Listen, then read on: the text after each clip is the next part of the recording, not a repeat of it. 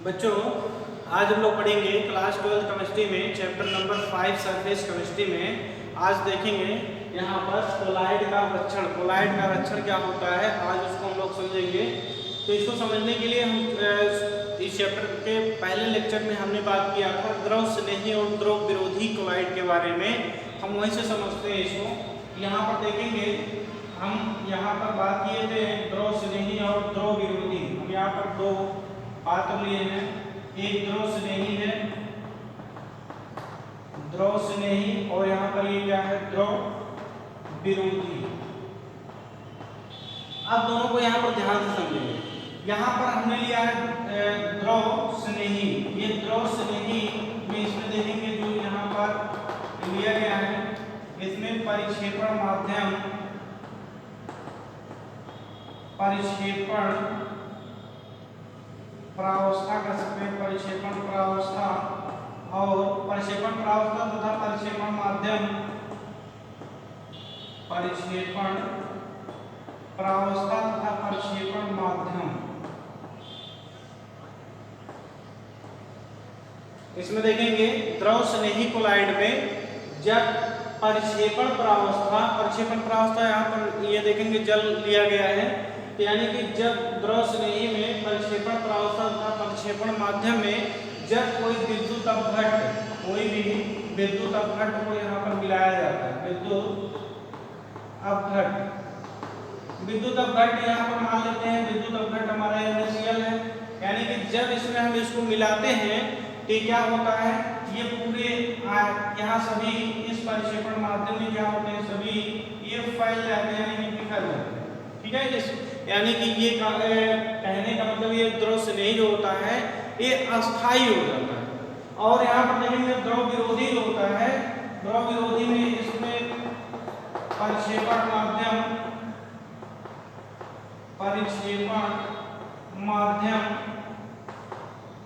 और देखेंगे परिक्षेपण प्रावस्था,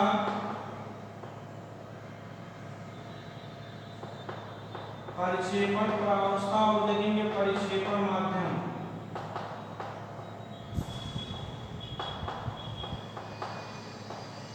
इन दोनों में ध्यान से समझना है।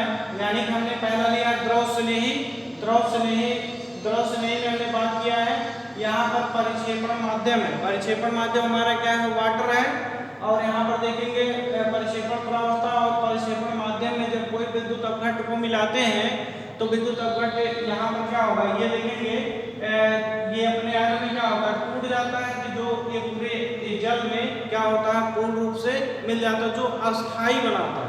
और दूसरी चीज हमने यहाँ पर बात किया है, यहाँ पर द्रव विरोधी लिया।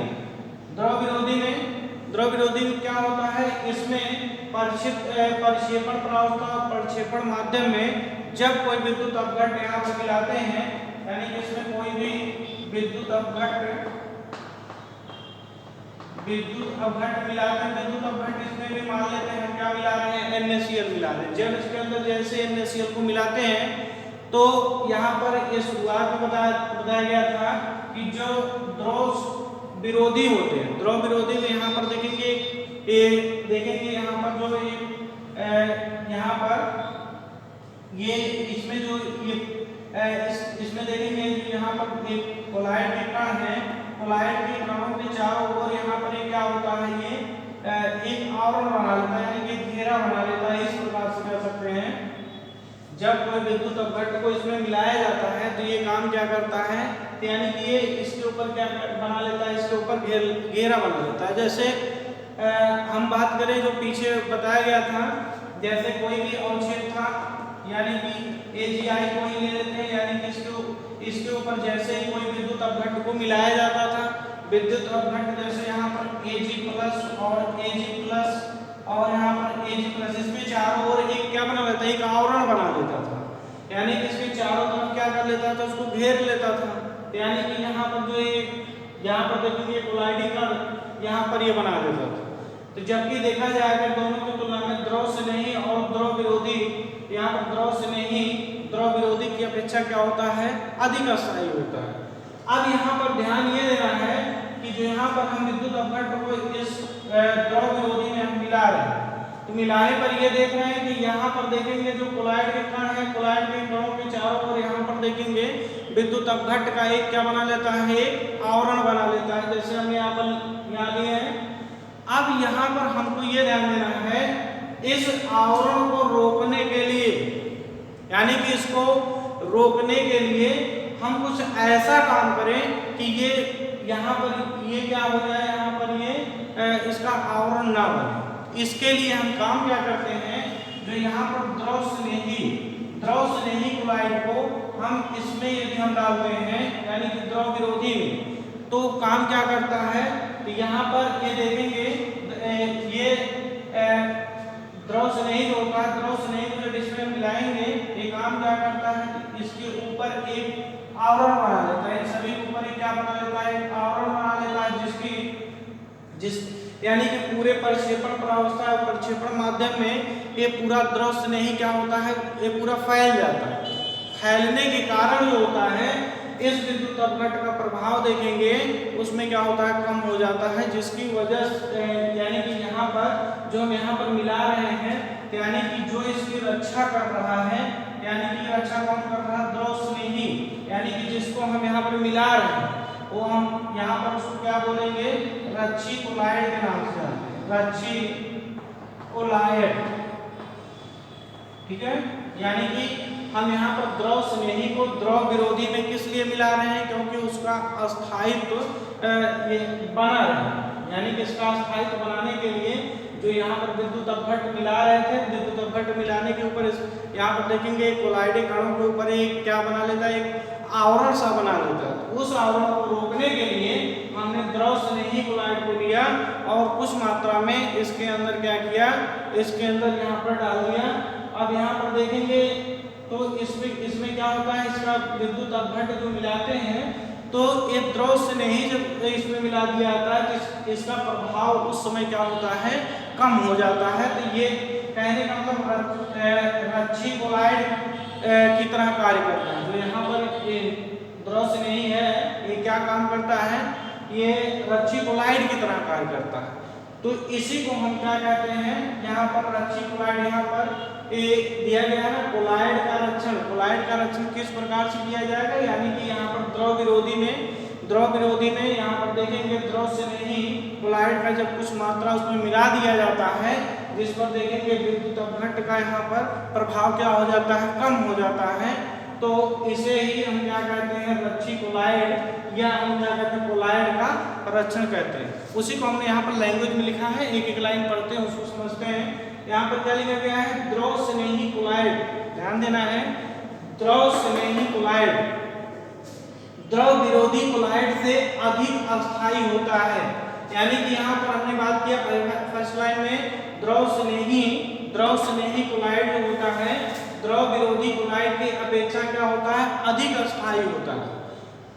दूसरी लाइन में यहाँ पर देखेंगे, जब किसी द्रव स्नेही कोलॉइड को द्रव विरोधी कोलॉइड में मिलाया जाता है तो यह द्रव विरोधी कोलॉइड के कणों के चारों ओर द्रव विरोधी कोलॉइड के कणों के चारों ओर एक परत बना लेते हैं एवं विद्युत अपघट्ट से उनकी रक्षा करते हैं। यानी कि यहाँ पर जब इसमें यहाँ पर ये देखेंगे द्रव स्नेही को जब इस द्रव विरोधी में हम मिला देते हैं तो मिलाने के बाद जब इसमें कोई विद्युत अपघट्ट अगर से मिलाते हैं तो उस समय उसका प्रभाव क्या होता है, कम हो जाता है। क्यों कम हो जाता है, क्योंकि देखेंगे जब द्रव स्नेही कोलॉइड को द्रव विरोधी कोलॉइड में यहाँ पर मिलाया जाता है तो उसमें एक आवरण सा, एक प्रोटेक्टिव का काम करता है। प्रोटेक्टिव का मतलब जैसे हम लोग कोई भी दवा खाते हैं तो एंटीबायोटिक्स की दवा लेते हैं, सेम प्रोसेस वही करता है। ये हमारा क्या काम करता है, एंटीबायोटिक की तरह कार्य करता है, या कह सकते हैं रोधक प्रतिरोधक क्षमता को क्या करता है, बढ़ा देता है। यहाँ पर कहने का मतलब यहाँ पे हमको बॉडी से मतलब नहीं है, यहाँ पर देखेंगे जिस प्रकार बॉडी में कोई इम्यून सिस्टम कह सकते हैं, जैसे इम्यून सिस्टम को मजबूत बनाता है, ठीक उसी प्रकार से काम क्या करता है द्रव स्नेही को जैसे हम द्रव विरोधी कोलॉइड में मिलाते हैं तो मिलाने के बाद देखेंगे यानी कि इसका इम्यून सिस्टम क्या हो गया, मजबूत हो गया। तो जिसके कारण जो है अब विद्युत अपघट्ट का इस पे क्या होगा, प्रभाव कम हो जाएगा। तो यानी कि वही जो यहाँ पर द्रव स्नेही को इसमें मिलाने पर देखेंगे मिलाने पर तो क्या होता है, विद्युत अपघट्ट का प्रभाव जो देखेंगे कम हो जाता है। तो उसी को हमने यहाँ पर लिखा है, जब किसी द्रव स्नेही कोलाइड को द्रव विरोधी कोलाइड में मिलाया जाता है तो द्रव विरोधी कोलाइड के कणों के चारों ओर एक परत बना लेता है एवं विद्युत अपघट्ट से उनकी क्या करता है, रक्षा करता है, यानी कि विद्युत अपघट्ट पर अब उसका कोई प्रभाव नहीं पड़ेगा, या कह सकते हैं प्रभाव कम पड़ेगा, या उसमें कह सकते हैं प्रभाव नहीं पड़ेगा। आगे उसी के लिखा गया है कि इन द्रवरागी कोलाइड को, यानी कि इन द्रवरागी कोलाइड को रक्षी कोलाइड या प्रोटेक्टिव कोलाइड, यानी कि द्रवरागी कोलाइड को यहाँ पर क्या कहते हैं, रक्षी कोलाइड कहते हैं एवं इनका प्रभाव रक्षी क्रिया प्रोटेक्टिव एक्शन कहलाता है। जो यहाँ पर ये मिलाया जा रहा है उसी को हम यहाँ पर क्या कहते हैं, यहाँ पर रक्षी क्रिया प्रोटेक्टिव एक्शन कहलाता है। तो ये था यहाँ पर देखेंगे कोलाइड का रक्षण, यानी कोलाइड का रक्षण किस प्रकार से, रक्षण का मतलब उसकी सुरक्षा किस प्रकार से किया जा सकता है। तो हमने यहाँ पर बताया कि एक बार पुनः उसी को रिवाइज कर दे रहे हैं, यानी हमने यहाँ पर क्या लिया, हमने यहाँ पर देखेंगे द्रव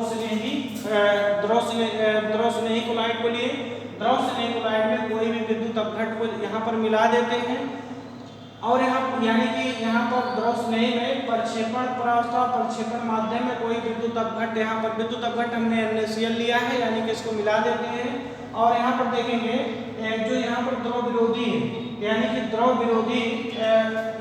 विरोधी प्रक्षेपण प्रावस्था प्रक्षेपण माध्यम में यहाँ पर द्रव स्नेही कोलाइड क्या करते हैं, मिला देते हैं, जिससे यहाँ पर इसमें कोई भी विद्युत अपघट्ट हम मिलाते हैं तो इस पर देखेंगे उसका प्रभाव क्या हो जाता है, कम हो जाता है। क्यों कम हो जाता है, क्योंकि देखेंगे यहाँ पर ये प्रक्षेपण देखेंगे द्रव स्नेही कोलाइड होता है, इस कण के चारों ओर क्या बना लेता है, आवरण सा बना लेता है, तो जिस पर विद्युत अपघट्ट का कोई प्रभाव नहीं पड़ता है। तो जो एक यहाँ पर ये कह सकते हैं रक्षी कोलाइड की तरह कार्य करता है, जिसको हम क्या कहते हैं, यहाँ पर कोलाइड का रक्षण कहते हैं। ठीक है, इसको आप नोट करेंगे। इसके आगे हम लोग पढ़ेंगे गोल्ड नंबर किसे कहते हैं, ये चीज आप समझ गए होंगे। इसके आगे हम नोट करेंगे गोल्ड नंबर। यहाँ पर आगे समझेंगे, आगे यहाँ पर हम लिखेंगे गोल्ड नंबर। गोल्ड नंबर क्या होता है उसको समझेंगे। यहाँ पर मान लेते हैं, यहाँ पर हमने इसको समझेंगे, मान लेते हैं यहाँ पर हमने यहाँ पर जो है 10 ml गोल्ड साल लिए, यानी कि इसमें जो है ये 10 ml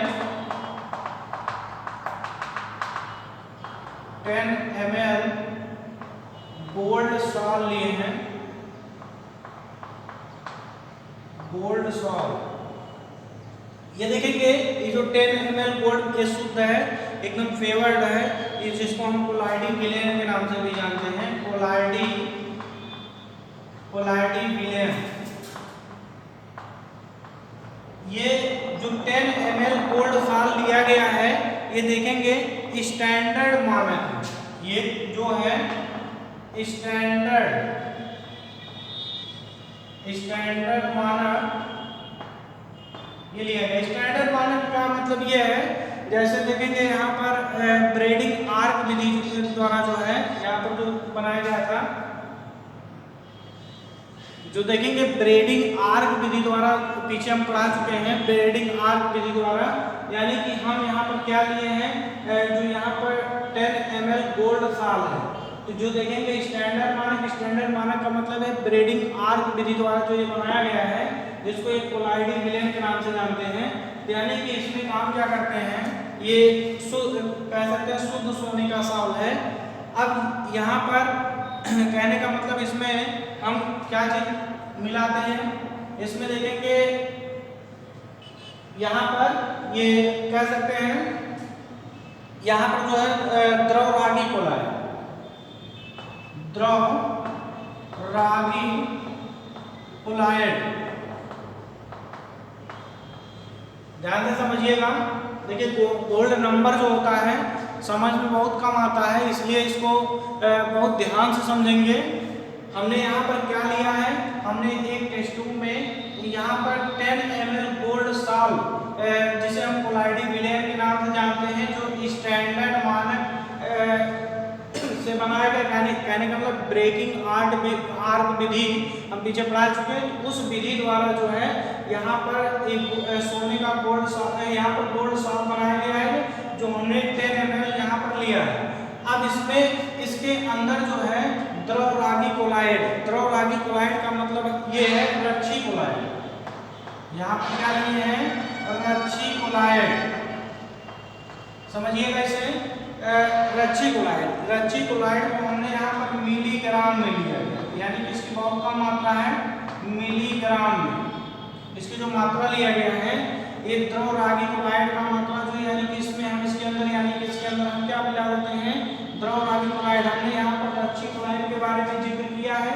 रच्छी कोलाइड क्या है, रच्छी कोलाइड का मतलब हमने जो द्रव स्नेही कोलाइड को द्रव विरोधी कोलाइड में यहाँ पर जो यहाँ पर डाले हैं, यानी कि जिसमें विद्युत अपघट्ट के प्रभाव को यहाँ पर क्या कर देता है, कम कर देता है, उसे हम रच्छी कोलाइड कहते हैं। तो यहाँ पर उसको हमने यानी कि इसमें उसको मिलीग्राम में यहाँ पर उसको डाल देते हैं। अब यहाँ पर देखते हैं, इसमें देखेंगे 10% NaCl, इसमें 10% NaCl 1 ml इसके अंदर हम डालते हैं। तो यानी कि ये क्या होता है, जिसमें ये देखेंगे तो यहाँ पर ये जो यहाँ पर ये डालने का मतलब यहाँ पर क्या है, ये द्रव रागी कोलाइड का काम क्या है, जो यहाँ पर जैसे हमने यहाँ पर 10 ml गोल्ड सॉल्ट लिया, गोल्ड सॉल्ट में सबसे पहले इसको हम डालते हैं 10% NaCl 1 ml। ये काम क्या करता है, इसको तुरंत जो है अस्कंदित करने लगता है। अस्कंदित करने का मतलब पीछे बताए हैं कि अस्कंदित क्या होता है, यानी कि वो धीरे धीरे वो एक अवक्षेप के रूप में एकत्रित हो जाता है, जो नीचे तली में बैठ जाता है। अब उस अस्कंदन को रोकने के लिए, यानी कि जैसे यहाँ पर हमने आपको बताया था, इसमें द्रव स्नेही काम क्या करता है, जो यहाँ पर जैसे हम कोई विद्युत अपघट्ट यहाँ पर मिलाते हैं, तो विद्युत अपघट्ट मिलाने पर देखेंगे ये अस्कंदित होने लगता है।